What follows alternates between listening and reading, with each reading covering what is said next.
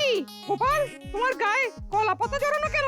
মহারাজ, বেশি ভাতা পেয়ে গোপালের মাথাটা মনে হয় খারাপ হয়ে গেছে। কি হয়েছে গোপাল? মহারাজ, আজ সকালে আপনার সাথে দেখা করবার পর বাড়ির দিকে যখন ফিরছি হঠাৎ সারা গা জুড়ে অসম্ভব জ্বলুনি আর চুলকানি শুরু হলো মহারাজ। কি সর্বনাশ! বাড়ি পৌঁছে দেখি সারা গা জুড়ে লাল লাল গোলাকার দাগ বেরিয়েছে। আমার গিন্নি বলল এ তো বসন্ত রোগের লক্ষণ। এই দেখুন, এই দেখুন কি অবস্থা। ওরে বাবারে! আচ্ছা ঠিক আছে গোপাল, আর দেখতে চাই না। মহারাজ, এটি দেখে আমারও বসন্ত রোগের লক্ষণ মনে হচ্ছে। মহারাজ, গোপালকে এক্ষুনি বাড়ি চলে যেতে বলুন। এ ভয়ঙ্কর ছোঁয়াচে রোগ। সামলে সামলে সবাই। ও গোপাল, তুমি এক্ষুনি বাড়ি যাও, পুরো সুস্থ হয়ে তবেই আসবে। রাজবৈদ্য, তুমি গোপালের জন্য বেশ ভালো দেখে পাচন তৈরি করো তো, ওকে খাইয়ে সুস্থ করতে হবে তো। যথা আজ্ঞা মহারাজ। আমি তাহলে এখন আসি মহারাজ। যাও যাও, আর দেরি করছো কেন? গোপাল, বাড়ি যাও, বাড়ি যাও, আর সাবধানে থেকো। সুস্থ তুমি হয়েই যাও। হ্যাঁ, যাও যাও যাও যাও যাও শিগগির।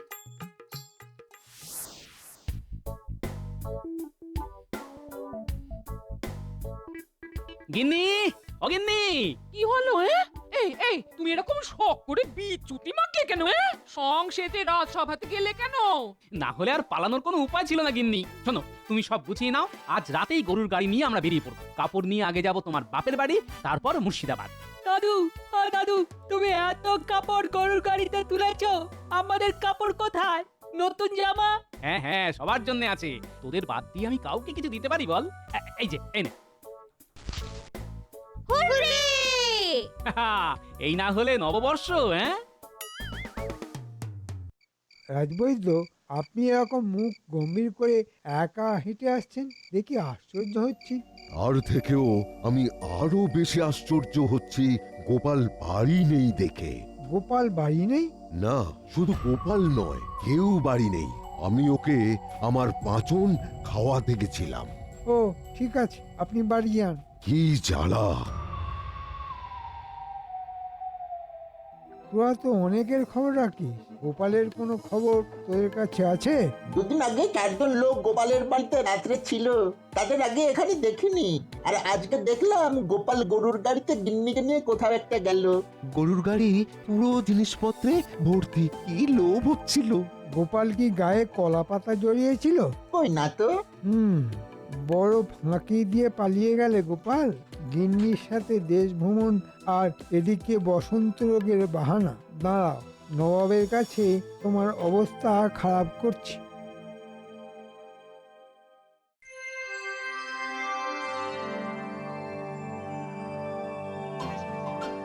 আজকের দিনে নবাব আমাদের সঙ্গে আছে। আর আমরা খুবই ভাগ্যবান। তোমরা সবাই এক এক করে শাড়ি দিয়ে এগিয়ে এসো, আর নবাব তোমাদের হাতে নতুন কাপড় তুলে দেবেন। নবাব বাহাদুরের জয় হোক। এরা তোমারই প্রজা কৃষ্ণচন্দ্র, তুমিই তুলে দাও।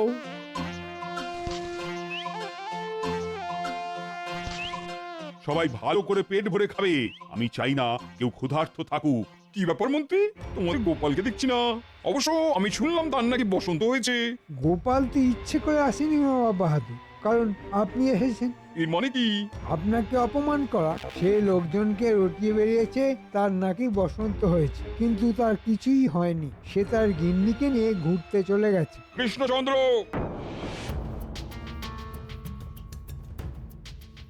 কি হয়েছে নবাব সাহেব? তোমার ভাঁড় ওই গোপালের এত এত স্পর্ধা হয় কি করে যে আমি আসছি জেনেও সে অনুপস্থিত, সে তার গিন্নিকে নিয়ে ঘুরতে গেছে? এটা তো আমার অপমান, সে ইচ্ছে করে করেছে। আমি তো ভেবেছি তার বসন্ত হয়েছে, আর শুধু আমি কেন, সবাই তো তাই জানে। মন্ত্রী, তুমি কি জানো? মহারাজ, গোপাল বসন্ত রোগের বাহানা করে গিন্নিকে নিয়ে গরুর গাড়িতে করে কোথাও চলে গেছে। আমাকে বটা আর ঘটা বলেছে, ওরা দেখেছে। এমনকি রাজবৈদ্য পাঁচন দিতে গিয়ে গোপালকে না দেখে চলে এসেছে। তা এসব আমাকে বলনি কেন? নববর্ষে সকালে এসব অপ্রিয় কথা বলি কি করে? আমি কোনো কথা শুনতে চাই না। আমি তোমাদের দুজনকেই বন্দি করলাম, আমার সঙ্গেই তোমাদের মুর্শিদাবাদে যেতে হবে। একমাত্র গোপাল আমার কাছে গিয়ে ক্ষমা চাইলেই তবেই তোমাদের ছাড়বো, নইলে নয়। আমি আর কি করতে পারি নবাব সাহেব? এটাই যদি কপালে থাকে তবে তাই হবে।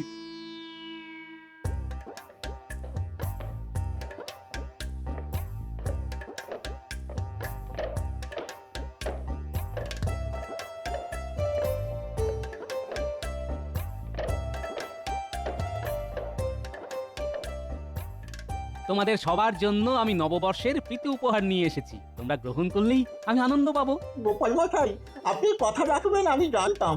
সবাই শোনো, এই চরণ তোমাদের সবার দুর্দশার কথা আমাকে বলেছিল কৃষ্ণনগরে। তখনই আমি ঠিক করেছিলাম তোমাদের সবার মুখে হাসি ফোটাবো এই নববর্ষে। চলে আসো ভাই সব, তোমাদের জন্য আমার ছোট্ট উপহার নিজে হাতে করে নিয়ে যাও।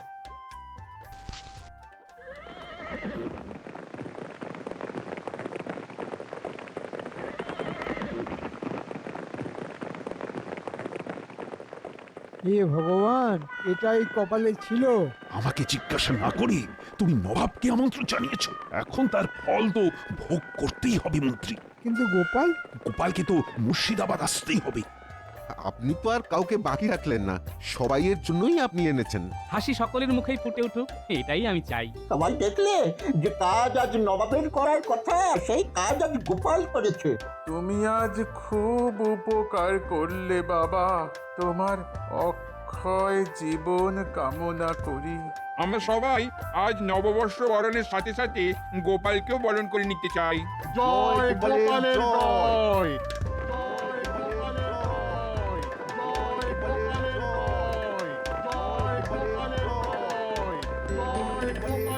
ও কিসের জয়ধ্বনি? গোপাল, সবাই গোপালের নামে? হ্যাঁ, গোপালের নামেই তো জয়ধ্বনি শুনতে পাচ্ছি। এসব কি হচ্ছে? হ্যাঁ, আমি তো কিছুই বুঝতে পারছি না।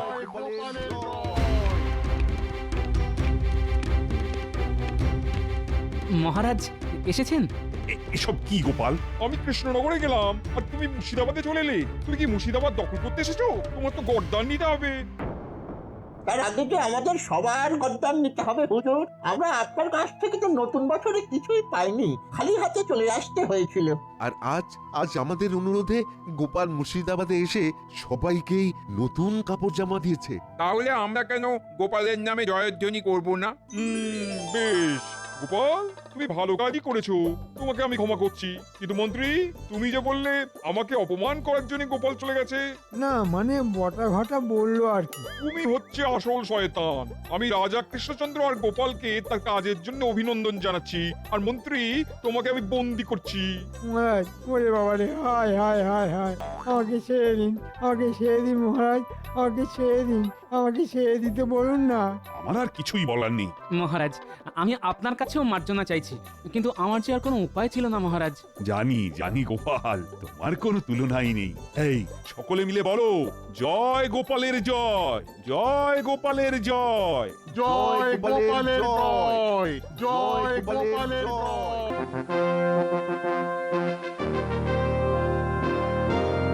নবাব বাহাদুরের জয় হোক। হুজুর, আপনি তো আমাদের সব কথাই জানেন। আমি এদের সব কথা জানি। উজির, বল কি?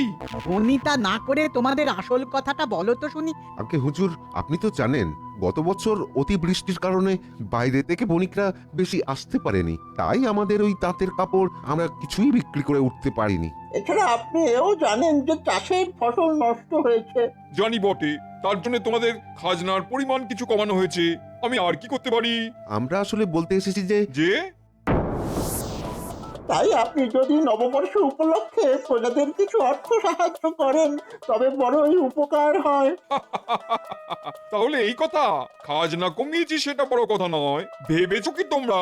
না মানে বিপদে পড়লে আর কার কাছে যাব হুজুর? তোরা তো আমাকে এ কথা একবারও বলিসনি যে তোরা নবাবের কাছ থেকে অর্থ চাইবি। হুজুর, সরাসরি অর্থ না দিয়ে সবাইকে যদি পরবার কাপড় দিতে পারেন তাহলেও হবে। প্রজাদের সবার পরার মতো ভালো কাপড়ও নেই। আমাকে বোকা বানাতে গেলে গর্দান নেবো। তাঁতিদের কাছে কাপড় নেই? এক্ষুনি তোমরা বললে বণিকেরা আসেনি তাই কাপড় তোমাদের বিক্রি হয়নি। আগে হ্যাঁ হুজুর। সেই কাপড় আর বিক্রি করার দরকার কি? নিজেরাই পরো। হ্যাঁ ওরে তোরা যা যা, হুজুর তোদের উপায় করে দিয়েছেন, এখন যা। এখনো দাঁড়িয়ে থাকলে এরপর গর্দান চলে যাবে।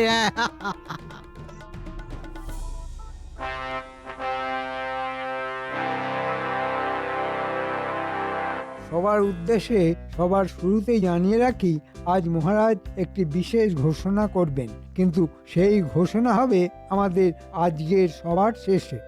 মাফ করবেন মহারাজ, তবু বলি, সবার শুরুতে সেই ঘোষণাটি করলে ভালো হতো না? না, কারণ সবুরে মেওয়া ফলে গোপাল, আর সবকিছু শুরুতেই বলতে নেই। মহারাজ, আপনার কথা শুনবার জন্য গোপাল মুখিয়ে থাকে, আসলে ও সবার আগে শুনতে চায় আর তারপর উল্টো পাল্টা বলতে থাকে। মন্ত্রী তুমি এখন কাজের কথা বলো তো। আগে মহারাজ, আসলে বলছিলাম এবার রাজকোষাগারের অবস্থা খুব খারাপ নয়, প্রজারাও ঠিক মতো খাজনা দিতে পেরেছে। জ্যোতিষী তুমি দেখো নববর্ষের শুরুতে শুভ যোগ আছে কিনা। বিলক্ষণ মহারাজ, নতুন বছর আমাদের কৃষ্ণনগরের জন্য বড়ই শুভ সময়। বাহ বাহ বাহ বাহ, আমাদের প্রতি বছরের মতোই এই বছরেও বড় করে পুজো হবে। রাজ্যের সমস্ত প্রজারা পেট ভরে খাবে আমাদের রাজবাড়ির অঙ্গনে। এটাই কি তাহলে মহারাজের ঘোষণা? তোমার দেখছি আর তর্স হইছে না গোপাল, তোমার কিসে এত তাড়া? হ্যাঁ, গোপালের মনে হয় প্রকৃতির ডাক এসেছে। আগে না পণ্ডিত, প্রতিদিনই তো গিন্নির মুখ দেখছো, তাতেও তোমার বাড়ি যাবার এত তাড়া কিসের? কিছু মনে করো না পণ্ডিত, প্রতিদিন রাজসভায় তো আমি তোমার মুখও দেখি। মহারাজ আপনি এবার ঘোষণাটা করেই ফেলুন, নাহলে গোপালের এই টিপ্পনিকাটা চলতেই থাকবে। বেশ তো লাগছে। যাই হোক, বড় করে উৎসব করতে গেলে কিন্তু তার আয়োজনও বড় করেই করতে হয়। আর এই আয়োজনে আমি কিন্তু কোনো রকম ত্রুটি চাই না। না মহারাজ, রুটির কোনো প্রশ্নই নেই, আমরা সকলে মিলে কাজ করব। এই তো গোপালও অনেক কাজ করতে পারে, তাই না গোপাল? মহারাজ যা বলবেন আমি সব করতেই প্রস্তুত। জানি গোপাল জানি, এবার যেটা ঘোষণা করব তাতে সবাই খুশি হবে এটা আমি আশা করি। এই বছর নববর্ষ উপলক্ষে গতবার যা ভাতা দেওয়া হয়েছিল তার 3 গুণ ভাতা প্রত্যেক সভাসদের জন্য বরাদ্দ হয়েছে। এ তো অভাবনীয় মহারাজ। জয় মহারাজের জয়। জয় জয় মহারাজের জয়। মুক্ত হস্তে দরাজ প্রাণে রাজা জিতলেন হৃদয়। বুঝলে গিন্নি, দারুণ খবর, এই নববর্ষে অনেক বেশি ভাতা পাচ্ছি গতবারের চেয়ে। তোমার জন্য নতুন শাড়ি, ন্যাপলা, পুঁটি, গুলটেদের জন্য নতুন জামা কাপড় দেওয়ার পরেও অনেকটা থাকবে। হ্যাঁ বুঝলাম। কি ব্যাপার বলো তো দেখি, তোমার মুখ এমন গোমরা কেন? যদিও আমার মুখ দেখলে তুমি সব সময় মুখ গোমরাই করে থাকো, তবে কিনা ওই নতুন শাড়ির কথা শুনলে একটু আলগা হাসি দেখা যায়। এখন তো তাও দিচ্ছি না, হয়েছেটা কি শুনি? আমার কি আর শান্তিতে জিরোবার জো আছে? আহা, কি হয়েছে সেটাই বলো না। বাপের বাড়ি থেকে চিঠি এসেছে, তাই মন খারাপ। হ্যাঁ। কেন, কি লেখা আছে চিঠিতে? লেখা আছে ওদের অবস্থা একেবারে খারাপ, চাষাবাদ একদম ভালোভাবে হয়নি। হ্যাঁ, তাই নববর্ষে ওরা নতুন কিছু কিনতে পারবে না, কোনোভাবে চলবে ওদের। শোনো গিন্নি, তোমার গতবারে যা কাপড় আছে তুমি সেটা নিয়ে এখন চলতে পারবে। আমারও নতুন কিছু এই মুহূর্তে লাগবে না, আমাদের ওদের কিছু সাহায্য করা উচিত। আর আমি যা ভাতা পেয়েছি তাতে আমি নিশ্চিতভাবেই তোমার বাপের বাড়িতে সাহায্য করতে পারবো। তাহলে নববর্ষেই চলো না? নববর্ষেই যেতে হবে। আবার কি চিন্তা করছো? ভাবছি মহারাজকে ছুটির জন্য অনুরোধ করতে হবে, বুঝলে? সে তো হবে। মহারাজ কি ছুটি দেবেন? কেন দেবে না, দিতেই হবে, না হলে আমি গিয়ে ধর্নায় বসবো। হ্যাঁ। আমার মন বলছিল নবাব বাহাদুরের কাছে গিয়ে কোনো উপায় হবে না। ঠিক বলেছিস চরণ, ওই উজির যত নষ্টের গোড়া। এখন আমাদের মন বলছে কৃষ্ণনগরে গেলে মহারাজ কৃষ্ণচন্দ্র আমাদের কিছু উপকার করতে পারেন। শুনেছি বড়ই ধুমধাম করে ওখানে পুজো হয়, মহারাজ কি আর আমাদের একেবারে বঞ্চিত করবেন? ঠিক বলেছিস, কৃষ্ণনগর গেলে মনে হয় একেবারে খালি হাতে ফিরে আসতে হবে না। মহারাজ বড়ই দয়ালু। তাই চল সবাই। হ্যাঁ হ্যাঁ হ্যাঁ, তাই যাওয়া যাক।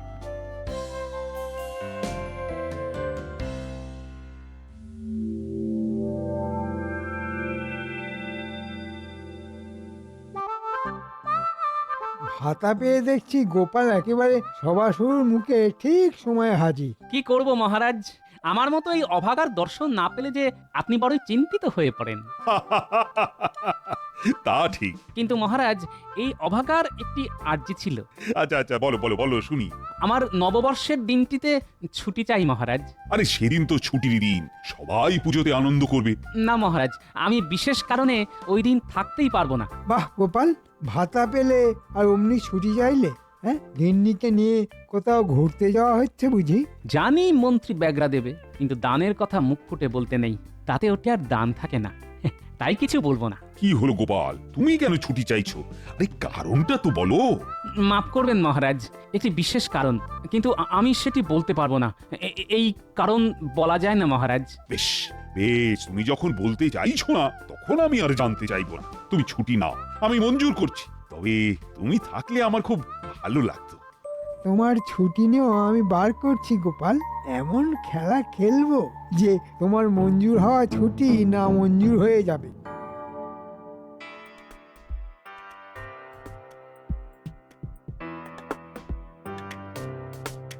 বটার ঘটা, তোদের আজ এক্ষুনি মুর্শিদাবাদে রওনা দিতে হবে। কি হয়েছে মন্ত্রী মশাই? ওরে, তোরা যাবি নবাবের কাছে। এই সুযোগ খুব বড় সুযোগ। বলছেন কি আমরা নবাবের কাছে যাব? হ্যাঁ, তোরা আমাদের মহারাজের হয়ে নবাবকে আমন্ত্রণ জানাবি নববর্ষে। এ তো বড়ই খুশির খবর। তোদের জন্য খুশির খবর হচ্ছে এখানে তোরা হলি রাজদূত, খুব সম্মান পাবি ওখানে। ভাবতেই পারছি না। এই নে, এটা তোদের জন্য। শিগগির বেরিয়ে পড়, কাল ভোরে পৌঁছে যাবি। আমন্ত্রণ জানিয়ে রাতে ফিরে আসবি। দুপুরে ওখানে আরাম করে বিশ্রাম করতে পারবি, ভালো খাওয়া দাওয়াও পাবি। যে একজন মন্ত্রী মশাই। দেখিস আবার লোভ করে কিছু চুরি করে বসিস না। ধরা পড়লে আমাদের সম্মান বলে আর কিছু থাকবে না, আর তোদের মাথা নবাব কেটে উড়িয়ে দেবে। আপনি নিশ্চিন্ত থাকুন মন্ত্রী মশাই। নবাব আমন্ত্রণ গ্রহণ করুক, মহারাজকে সুখবরটা দেব। গোপালের জন্য অবশ্য বড়ই দুঃখের কারণ হবে, ওর ছুটি নামঞ্জুর হয়ে যাবে।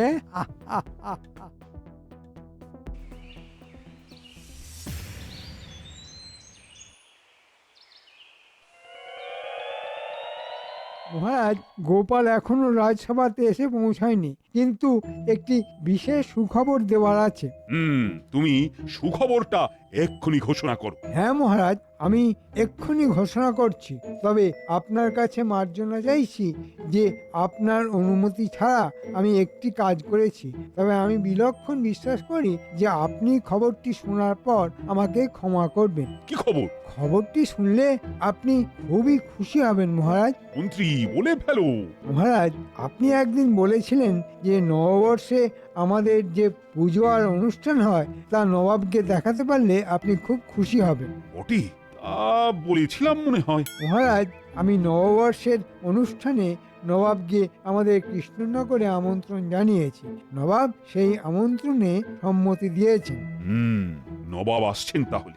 খুশি আমি হলাম, তবে আমাকে পূর্বেই জানানো উচিত ছিল। যাই হোক, এখন কথা হচ্ছে নবাবের আতিথেয়তার যাতে কোনো ত্রুটি না হয় সেদিকে কিন্তু সবাইকে লক্ষ্য রাখতে হবে। ঠিক বলেছেন মহারাজ, কিন্তু গোপাল তো এখনো এসে পৌঁছল না মহারাজ। না, আজ বড্ড দেরি হয়ে গেছে। কি এরা কারা? দেখে তো এখানকার লোক বলে মনে হচ্ছে না। আগে মশাইদের কোথা থেকে আসা হচ্ছে? আমরা মুর্শিদাবাদ থেকে আসছি। ও বাবা, অনেকটাই তো দূর। তা এইভাবে হেঁটে আসা হচ্ছে বুঝি? কিছুটা পথ নৌকা আর গরুর গাড়িতে এসেছি। তা এখানে আসার উদ্দেশ্য জানতে পারি? আমরা মহারাজ কৃষ্ণচন্দ্রের সঙ্গে দেখা করতে এসেছি। আপনি কে? আমি মহারাজের ভাঁড়, গোপাল ভাঁড়। চমৎকার চমৎকার, আমরা ধন্য হলাম। আপনার অনেক নাম শুনেছি। তাই বুঝি? তা তোমাদের আসার উদ্দেশ্যটা যদি জানতে পারতাম তাহলে হয়তো আমি তোমাদের কিছু সাহায্য করলেও করতে পারতাম। আমরা বড় নিরুপায় হয়ে মহারাজের কাছে এসেছি।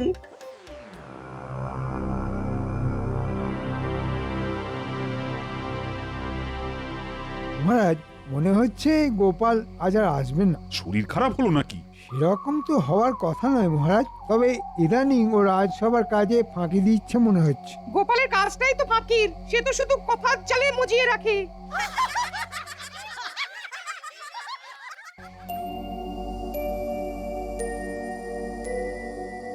তোমাদের সব কথাই শুনলাম। তোমাদের জন্য আমি নিজে থেকে মহারাজকে বলবো। তবে শুনছো? বলি তোমার বন্ধু কবি এসেছেন। হ্যাঁ। কে? সভা কবি? দেখি তো। তুমি তো এভাবে কামাই করো না, তাই ভাবলাম তোমার একটা খোঁজ নেই। এদিকে ওই নববর্ষে নবাব এখানে আসছেন। বলো কি, নবাব আসছেন? হ্যাঁ গোপাল, তোমাকে তোমাকে মহারাজের এখন খুবই দরকার। তুমি কিন্তু কাল অবশ্যই রাজসভায় যেও। হ্যাঁ, কাল নিশ্চয়ই যাব। আজ একটু অম্বল হয়ে গিয়েছিল। ভাত না পেয়ে কি গাওয়া ঘিয়ের লুচি খেতে শুরু করলে নাকি? হ্যাঁ। চলি হে, কাল দেখা হচ্ছে। শোনো তোমরা, আজ রাতে আমার এখানে বিশ্রাম নাও, তারপর কাল ভোরে তোমরা মুর্শিদাবাদের পথে যাত্রা করো। মহারাজের সাথে এখন তোমাদের দেখা করবার দরকার নেই, বুঝলে, কারণ নবাব এখানেই আসছেন। সে কি? তবে তোমরা চিন্তা করো না, তোমাদের সবকিছু অবস্থা আমি জেনে গেছি। আমি তোমাদের জন্য যা করবার করব, তবে তোমাদের সাথে মহারাজের দেখা হলে সেটা নবাবের কানে পৌঁছে যাবে। তা তো ঠিকই। সেটা কিন্তু তোমাদের জন্য খুব ভালো হবে না, বুঝলে। তাহলে আপনার ওপরেই সবকিছু ছেড়ে দিলাম। আপনি যখন আশ্বাস দিচ্ছেন। নিশ্চিন্তে থাকো।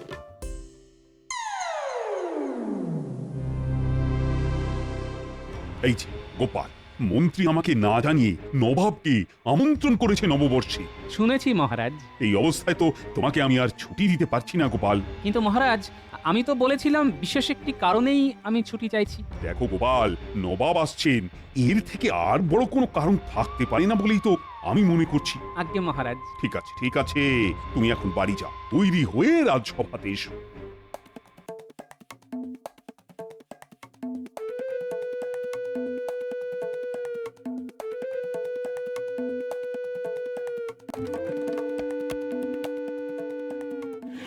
এই শোন, আমাকে বেশ কিছু বিছুটি পাতা এনে দে তো। সে কি গো দাদু? হ্যাঁ রে, আমার খুব জরুরি দরকার। আচ্ছা। গিন্নি, তোমার কাছে কলা পাতা আছে তো? হ্যাঁ আছে। খুঁটিরা বিছুটি নিয়ে এলে আমার গায়ে একটু ঘষে দিও তো। মূলত কিসব অলুকুনে কথা, হ্যাঁ? বলি পাগল হলে, হ্যাঁ? তোমাকে যা বলছি সেটাই করো।